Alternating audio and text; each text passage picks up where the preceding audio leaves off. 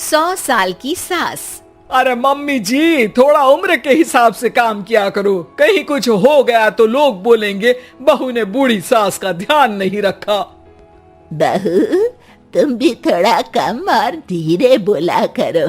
कहीं चिल्लाते हुए कभी कुछ हो गया तो वही लोग बोलेंगे 100 साल की सास भली चंगी बैठी है और बहू बेचारी चलती बनी। वैसे मम्मी जी, दादी बिल्कुल ठीक बोल रही हैं। हैं? क्या ठीक बोल रही है? वो जो कुछ भी बोले वो सास है, पर तुम क्यों बोल रही हो?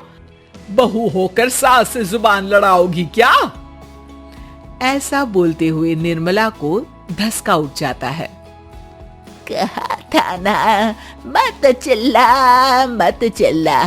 तुझे बिना सास और बहू से जुबान लड़ाए बिना शांति नहीं मिलती। अरे माँ, दादी की बात सुन लिया करो, तुम्हारे भले के लिए बोलती है ना।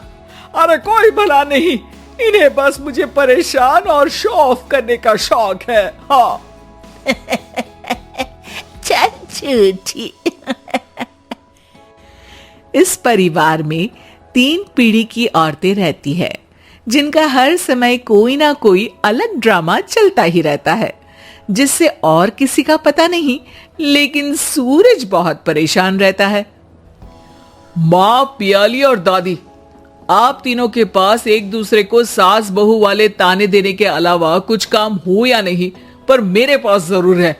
इसीलिए पियाली, जरा लंच ले आओ, मुझे ऑफिस भी जाना होता है। इस पर पियाली सूरज को लंच देती है और वो ऑफिस चला जाता है, जिसके बाद तीनों एक बार फिर अपनी बातों या कह लो कि नोक-झोंक में लग जाती हैं। इसी में दिन बीत जाता है। रात को सूरज के साथ उसके दोस्त भी खाने पर आते हैं। पियाली, मेरे कुछ दोस्त आए हैं। सॉरी, अचानक प्लान बना तो बता नहीं पाया। तुम जल्दी से डिनर बना दो ना। अरे वाह रे, आलसी माँ की आलसी बेटी। पहले बिना बताए दोस्तों को घर ले आओ, फिर बोलो जल्दी से डिनर बना दो। इतनी जल्दी है तो खुद बना लो। अरे माता, सब बाद में दिखा देना, अभी खाना बना दो ना प्लीज। ऐसा बोल के सूरज दोस्तों के पास जाकर बैठ जाता है और पियाली डिनर की टेंशन में अपनी सास के पास पहुंच जाती है, जो अपने कमरे में आराम कर रही होती है। मम्मी, सूरज अचानक दोस्तों को घर ले आए हैं, क्या करूं अब? कुछ ऐसा बताओ ना जो जल्दी बन जाए और सर्व करते हुए भी अच्छा लगे। अरे रेस्टोरेंट से मंगा ले, दोबारा परेशान मत करना, सोने दे मुझे। इतने में दादी सास भी वहां आ जाती हैं। वाह, आलसी का आइडिया भी उसी की तरह बेकार है। कोरोना में बाहर से खाना मंगाएंगे। बहू, तुम सो ही जाओ, वही काम अच्छे से कर सकती हो। चल पियाली, मैं बताती हूँ क्या करना है। इस पर दादी सास पियाली के साथ मिलकर सारे मेहमानों के लिए खाना बनाती हैं, जिससे उन्हें ज्यादा मेहनत भी नहीं करनी पड़ती और सबका पेट भी भर जाता है। दादी के इस आइडिया से पियाली और सूरज बहुत इम्प्रेस हो जाते हैं। दादी, क्या यही खाना आपकी इस उम्र में इतना एक्टिव रहने और एंडलेस लाइफ का राज है? वैसे दादी ने आज तक राज किसी को बताया नहीं। इन्होंने ससुर जी तक को नहीं बताया, तभी तो वो ऊपर पहुंच गए और ये अभी तक यही है। तेरी सास मेरे ऊपर पहुंचने का ही इंतजार कर रही है, पर इस आलसी का ये सपना पूरा नहीं होने वाला। क्यों जी, अमर होने का वरदान लेकर आई हो क्या?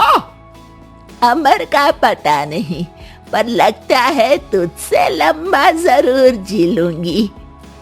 इससे पहले कि दोनों सास बहू में कोई बहस शुरू होती, पियाली बीच में बोल पड़ती है। ठीक है, आप दोनों लड़ क्यों रही हैं? हम तो चाहते हैं कि आप दोनों हमारे साथ हमेशा रहें। पियाली की बातों पर दोनों शांत हो जाते हैं और उनकी लाइफ पहले जैसे चलने लगती है। जहां दादी सुबह जल्दी उठकर कुछ न कुछ काम करते हुए पूरा दिन बिताती है, तो वहीं निर्मला और पियाली लेट उठने से लेकर धीरे धीरे आलस में काम करना और जब मर्जी सो जाने से अपना दिन बिताती हैं। एक दिन निर्मला की सहेली उनके घर आती है। अरे क्यों रे निर्मला, कैसे चल रही है जिंदगी? सब बढ़िया, बस ये बुढ़िया ऊपर जाए तो ज्यादा अच्छा होगा। अरे ऐसा क्यों बोलती हो? तुम्हें तो उनसे सीखना चाहिए, वो बहुत फुर्तीली हैं। मैं उन्हें रोज मॉर्निंग वॉक करते हुए देखती हूँ, और वहीं तुम और तुम्हारी बहू है जिन्होंने शायद सुबह का सूरज आज तक देखा ही नहीं होगा। सहेली की बात सुनते ही निर्मला भड़क कर चिल्लाते हुए पियाली और अपनी सास को वहां बुलाती है, जिनके साथ सूरज भी वहां आ जाता है और ये सब देख सहेली वहां से चली जाती है। अरे सासू माँ, आपको हमसे क्या दिक्कत है? अब तो मेरी सहेलियां भी आपकी वजह से मुझे ताने देने लगी है। मम्मी जी, कुछ तो लोग कहेंगे, लोगों का काम है कहना, आप इग्नोर करो ना। अच्छा वैसे महारानी, वो तुम्हें भी वही सब बोल रही थी? है? मैंने क्या किया? अरे किलस क्यों रही हो? अब तो समझो और अपना लाइफस्टाइल सुधारो। ओ मोरी मैया, अब हमारा लाइफस्टाइल भी खराब हो गया क्या? आपका तो हाई फाई है ना, बस उतना ही ठीक है। तुम लोग हमेशा पूछते हो ना कि मेरी इस उम्र और अभी भी इतने एक्टिव रहने का राज क्या है, तो वो ये लाइफ स्टाइल ही है जिसे हाई फाई नहीं पर सिंपल कहते हैं। दादी, अब कहना क्या चाहती हो? यही कि मैंने अपनी जिंदगी में बहुत किताबें पढ़ी हैं, जिनमें एक किताब से मुझे ये समझ में आया कि हम कितने गलत तरीके से जिंदगी जीते हैं। उसी के बाद मैंने एक अच्छे जीवन के लिए इकिगाई रूल अपनाया, जिसका मकसद तो सिर्फ अच्छा जीवन जीना था। इतना लंबा कैसे जी गई मुझे खुद अचंभा होता है। ओह, तो मतलब आप मुझे परेशान नहीं करती थी? वो तो आप करती हैं। वैसे ये इकिगाई क्या है?